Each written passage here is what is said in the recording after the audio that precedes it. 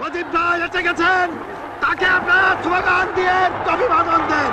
শেখ মুজিবের পথ ধরো, বাংলাদেশ স্বাধীন করো, মুজিব ভাইয়ের পথ ধরো, বাংলাদেশ স্বাধীন করো, পাটের মাটি তৈরি করো, বাংলাদেশ স্বাধীন করো, বীর বাঙালি অস্ত্র ধরো। ভাইরা আমার, আজ দুঃখ ভারাক্রান্ত মন নিয়ে আপনাদের সামনে হাজির হয়েছি। আপনারা সবই জানেন এবং বোঝেন আমরা আমাদের জীবন দিয়ে চেষ্টা করেছি, কিন্তু দুঃখের বিষয় আজ ঢাকা, চট্টগ্রাম, খুলনা, রাজশাহী, রংপুরে আমার ভাইয়ের রক্তে রাজপথ রঞ্জিত হয়েছে। আজ বাংলার মানুষ মুক্তি চায়, বাংলার মানুষ বাঁচতে চায়, বাংলার মানুষ তারা আজ তার অধিকার চায়।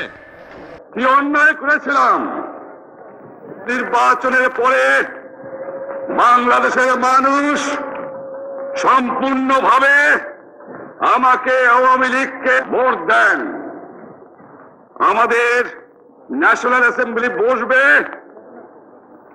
আমরা সেখানে শাসনতন্ত্র তৈরি করব এবং এই দেশকে আমরা গড়ে তুলব। এদেশের মানুষ অর্থনৈতিক, রাজনৈতিক, সাংস্কৃতিক মুক্তি পাবে। কিন্তু দুঃখের বিষয়, আজ দুঃখের সঙ্গে বলতে হয় 23 বছরের করুণ ইতিহাস, বাংলার অত্যাচারের, বাংলার মানুষের রক্তের ইতিহাস, 23 বছরের ইতিহাস, মুমূর্ষ নরনারীর আর্তনাদের ইতিহাস, বাংলার ইতিহাস, এদেশের মানুষের রক্ত দিয়ে রাজপথ রঞ্জিত করার ইতিহাস। 1952 সালে রক্ত দিয়েছি, 1954 সালে নির্বাচনে জয়লাভ করেও আমরা গদিতে বসতে পারি নাই। 1958 সালে আইয়ুব খান মার্শাল ল জারি করে 10 বছর পর্যন্ত আমাদের গোলাম করে রেখেছে। 1967 সালে 6 দফার আন্দোলনে 7ই জুনে আমার ছেলেদের গুলি করে হত্যা করা হয়েছে। 1969 সালে আন্দোলনে আইয়ুব খানের পতন হওয়ার পরে যখন ইয়াহিয়া খান সাহেব সরকার নিলেন, তিনি বললেন দেশে শাসনতন্ত্র দেবেন, গণতন্ত্র দেবেন, আমরা মেনে নিলাম। তারপরে অনেক ইতিহাস হয়ে গেল, নির্বাচন হলো। আপনারা জানেন দোষ কি আমাদের? আজকে আমি প্রেসিডেন্ট ইয়াহিয়া খান সাহেবের সঙ্গে দেখা করেছি, আপনারা জানেন, আলাপ আলোচনা করেছি। আমি শুধু বাংলার নয়, পাকিস্তানের মেজরিটি পার্টির নেতা হিসাবে তাকে অনুরোধ করলাম 15ই ফেব্রুয়ারি তারিখে আপনি জাতীয় পরিষদের অধিবেশন দেন। তিনি আমার কথা রাখলেন না, তিনি রাখলেন ভুট্টো সাহেবের কথা। তিনি বললেন প্রথম সপ্তাহে মাসে হবে, তিনি মানে নিলেন। আমরা বললাম ঠিক আছে, আমরা অ্যাসেম্বলিতে বসবো, আমরা আলোচনা করব। আমি বললাম বক্তৃতার মধ্যে, অ্যাসেম্বলির মধ্যে আলোচনা করব। এমনকি আমি এ পর্যন্ত বললাম যদি কেউ ন্যায্য কথা বলে, আমরা সংখ্যায় বেশি হলেও একজন যদিও সে হয়, তার ন্যায্য কথা আমরা মেনে নেব। যারা ভুট্টো সাহেব এখানে এসেছিলেন, আলোচনা করলেন, বলে গেলেন যে আলোচনার দরজা বন্ধ না, আরো আলোচনা হবে। তারপরে অন্য নেতৃত্বের সঙ্গে আলাপ করলাম, আপনারা আসুন বসি, আমরা আলাপ করে শাসনতন্ত্র তৈরি করি। তিনি বললেন পশ্চিম পাকিস্তানের মেম্বাররা যদি এখানে আসে তাহলে কসাইখানা হবে অ্যাসেম্বলি।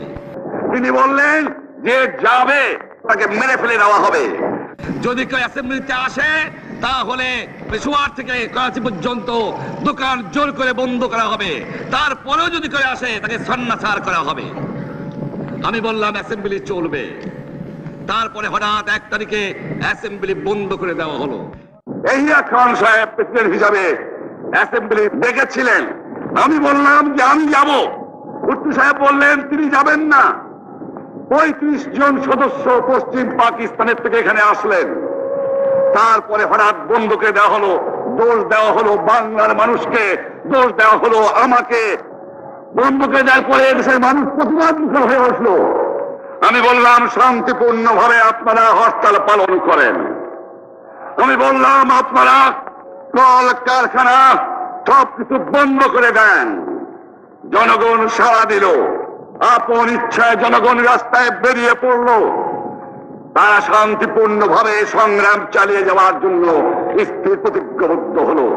কি পেলাম আমরা? আমার পয়সা দিয়ে অস্ত্র কিনেছি বহিঃশত্রু আক্রমণ থেকে দেশকে রক্ষা করার জন্য। আজ সেই অস্ত্র ব্যবহার হচ্ছে আমার দেশের গরিব দুঃখিনী অস্ত্র মানুষের বিরুদ্ধে। তার বুকের উপরে হচ্ছে গুলি। আমরা পাকিস্তানের সংখ্যাগুরু, আমরা বাঙালিরা যখনই ক্ষমতায় যাওয়ার চেষ্টা করেছি, যখনই এদেশের মালিক হবার চেষ্টা করেছি, তখনই তারা আমাদের উপর ঝাঁপিয়ে পড়েছেন। তারা আমাদের ভাই। আমি বলেছি তাদের কাছে এই কথা যে আপনারা কেন আপনার ভাইয়ের বুকে গুলি মারবেন? আপনাদের রাখা হয়েছে যদি বহিঃশত্রু আক্রমণ করে তার থেকে দেশকে রক্ষা করার জন্য। তারপরে উনি বললেন যে আমার নামে বলেছেন, আমি নাকি বলে স্বীকার করেছি যে 10 তারিখে রাউন্ড টেবল কনফারেন্স হবে। আমি উনাকে একথা বলে দেবার চাই, আমি তাকে তা বলি নাই। টেলিফোনে আমার সঙ্গে তার কথা হয়। তাকে আমি বলেছিলাম, জনাব ইয়াহিয়া খান সাহেব, আপনি পাকিস্তানের প্রেসিডেন্ট, দেখে যান, ঢাকায় আসেন কিভাবে আমার গরিবের উপরে, আমার বাংলার মানুষের বুকের উপরে গুলি করা হয়েছে, কি করে আমার মায়ের কোল খালি করা হয়েছে, কি করে মানুষকে হত্যা করা হয়েছে।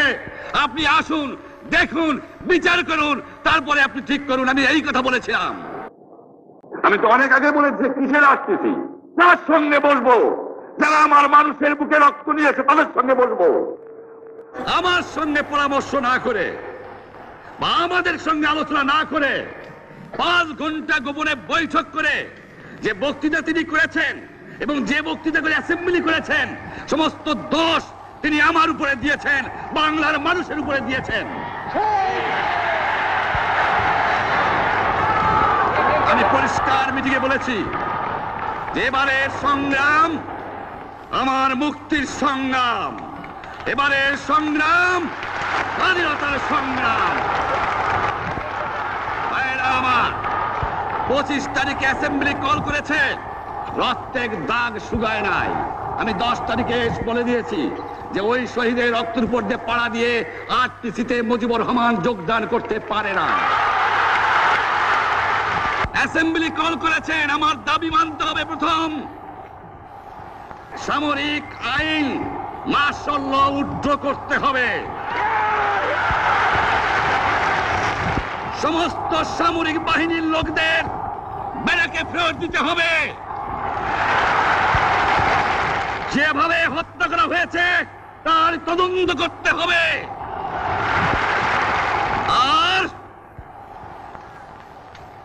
জনগণের প্রতিনিধির কাছে ক্ষমতা হস্তান্তর করতে হবে।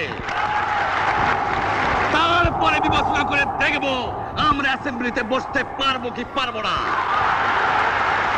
এর পূর্বে অ্যাসেম্বলিতে বসার, আমরা অ্যাসেম্বলিতে বসতে আমরা পারি না।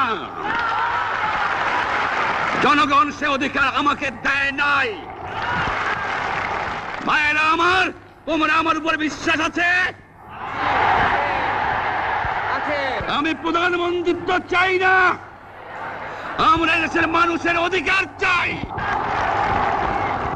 আমি পরিষ্কার অক্ষরে বলে দেবার চাই যে আজ থেকে এই বাংলাদেশে কোর্ট কাছারি, আদালত, ফৌজদারি, শিক্ষা প্রতিষ্ঠান অনির্দিষ্টকালের জন্য বন্ধ থাকবে। গরিবের যাতে কষ্ট না হয়, যাতে আমার মানুষ কষ্ট না করে, সেই জন্য সমস্ত অন্যান্য জিনিসগুলো আছে সেগুলোর হরতাল কাল থেকে চলবে না। রিক্সা ঘোড়াগাড়ি চলবে, রেল চলবে, লঞ্চ চলবে। শুধু secretariat, supreme court, high court, জজ কোর্ট, সেমি গভর্নমেন্ট দপ্তরগুলো ওয়াবদা, কোনো কিছু চলবে না। 28 তারিখে কর্মচারীরা যে বেতন নিয়ে আসবেন, এরপরে যদি বেতন দেওয়া না হয়, আর যদি একটা গুলি চলে, আর যদি আমার লোকের উপর হত্যা করা হয়, তোমাদের উপর কাছে আমার অনুরোধ রইল, প্রত্যেক ঘরে ঘরে দুর্গ করে তোলো। তোমাদের যা কিছু আছে তাই নিয়ে শত্রুর মোকাবেলা করতে হবে, এবং জীবনের তরে রাস্তাঘাট যা যা আছে সবকিছু আমি যদি হুকুম দেবার নাও পারি, তোমরা বন্ধ করে দেবে। আমরা ভাতে মারবো, আমরা পানিতে মারবো। তোমরা আমার ভাই, তোমরা বাড়াকে থাকো, কেউ তোমাদের কিছু বলবে না, কিন্তু আর আমার বুকের উপর গুলি চালাবার চেষ্টা করো না, ভালো হবে না। 7 কোটি মানুষকে তাবায় রাখতে পারবো না। আমরা যখন মরতে শিখেছি তখন কেউ আমাদের দবাতে পারবে না।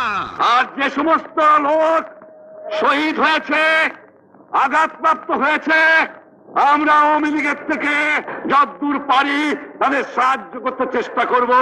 যারা পারেন আমার রিলিফ কমিটি সামান্য টাকা পয়সা পৌঁছিয়ে দেবেন। আর এই 7 দিন হরতালে যে সমস্ত শ্রমিক ভাইরা যোগদান করেছেন, প্রত্যেকটা শিল্পের মালিক তাদের বেতন পৌঁছায় দেবেন। সরকারি কর্মচারীদের বলি, আমি যা বলি তা মানতে হবে। যে পর্যন্ত আমার এই দেশের মুক্তি না হবে, খাজনা ট্যাক্স বন্ধ করে দেওয়া হলো, কেউ দেবে না। মনে রাখবেন, শত্রু বাহিনী ঢুকেছে, নিজেদের মধ্যে আত্মকলহ সৃষ্টি করবে, লুটতরাজ করবে। এই বাংলায় হিন্দু মুসলমান, বাঙালি নন বাঙালি যারা আছে তারা আমাদের ভাই, তাদের রক্ষার দায়িত্ব আপনাদের উপরে, আমাদের জন্য বদনাম না হয়। মনে রাখবেন, রেডিও টেলিভিশনের কর্মচারীরা যদি রেডিওতে আমাদের কথা না শোনে, তাহলে কোন বাঙালি রেডিও স্টেশনে যাবেন না। যদি টেলিভিশন আমাদের নিউজ না দেয়, কোন বাঙালি টেলিভিশনে যাবেন না। 2 ঘন্টা ব্যাংক খোলা থাকবে, যাতে মানুষ তাদের মায়নাপত্র নেবার পারে, কিন্তু পূর্ব বাংলার থেকে পশ্চিম পাকিস্তানে 1 পয়সা চালান হতে পারবে না। টেলিফোন টেলিগ্রাম আমাদের এই পূর্ব বাংলায় চলবে, এবং বিদেশের সঙ্গে নিউজ পাওয়া হলে আপনারা চালাবেন। কিন্তু যদি এই দেশের মানুষকে খতম করার চেষ্টা করা হয়, বাঙালিরা বুঝে শুনে কাজ করবেন। তবে অনুরোধ করছি, আপনারা আমাদের ভাই, আপনারা দেশকে একেবারে জাহান্নামে ধ্বংস করে দিয়েন না। জীবনে আর কোনোদিন আপনাদের মুখ দেখা দেখি হবে না। যদিও আমরা শান্তিপূর্ণভাবে আমাদের ফয়সালা করতে পারি, তাহলে অন্তপক্ষে ভাই ভাই হিসেবে বাস করার সম্ভাবনা আছে। সেই জন্য আপনাদের অনুরোধ করছি, আমার এই দেশে আপনারা মিলিটারি শাসন চালাবার চেষ্টা আর করবেন না। দ্বিতীয় কথা, প্রত্যেক গ্রামে, প্রত্যেক মহল্লায়, প্রত্যেক ইউনিয়নে, প্রত্যেক সাব ডিভিশনে আওয়ামী লীগের নেতৃত্বে সংগ্রাম পরিষদ গড়ে তোলো, এবং তোমাদের যা কিছু আছে তাই নিয়ে প্রস্তুত থাকো। মনে রাখবা, রক্ত যখন দিয়েছি, রক্ত আরো দেব, এই দেশের মানুষকে মুক্ত করে ছাড়বো ইনশাআল্লাহ। এবারে সংগ্রাম আমাদের মুক্তির সংগ্রাম, এবারে সংগ্রাম স্বাধীনতার সংগ্রাম। জয় বাংলা।